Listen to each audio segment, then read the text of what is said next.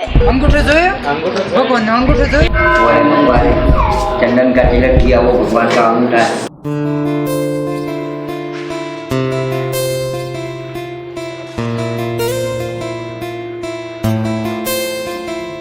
તો હેલો મિત્રો, હું છું રાજ દેવડા આપણા સાબરકાંઠા જિલ્લાથી અને આજે હું આવ્યો છું રાજસ્થાનની અંદર માઉન્ટ આબુની ઉપર અચલેશ્વર મહાદેવ મંદિર. અહીંયા શંકર ભગવાનના અંગૂઠાની પૂજા થાય છે.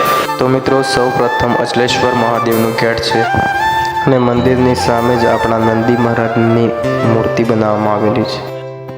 અને મિત્રો, અચલેશ્વર મહાદેવના મંદિરમાં ભગવાનના અંગૂઠાની પૂજા થાય છે. चंदन है आप लोग कलर समझते हो तो गलत है। यहाँ बताओ वाले मंगवाए चंदन का तिलक किया वो भगवान का अंगूठा है। તો મિત્રો, તમે અચલેશ્વરની અંદર આવો છો તો સૌ પ્રથમ તમારે ગાડીના મૂકવાના વાહન મૂકવાના 20 રૂપિયા આપવાના હોય છે. અને જો તમારે પાસે મોટું સાધન છે અથવા કાર છે તો તમારે 50 રૂપિયા આપવાના આવે છે. અહીંયા શંકર ભગવાનના અંગૂઠાની પૂજા થાય છે.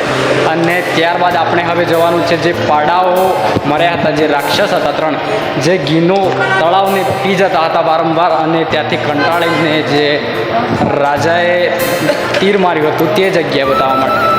તો મિત્રો, અચલેશ્વર મહાદેવના મંદિરની પાછળ એક તળાવ છે જે સતયુગમાં ઘીનું તળાવ હતું અને અહીંયા 3 પાડાઓ મર્યા હતા જેનો આજે પણ ઇતિહાસ છે. તો આ પાડાઓ માત્ર પાડાઓ જ નહીં પણ સતયુગમાં રાક્ષસ હતા જે રોજે રોજ આ ઘીને પીવા માટે આવતા હતા તળાવની અંદર.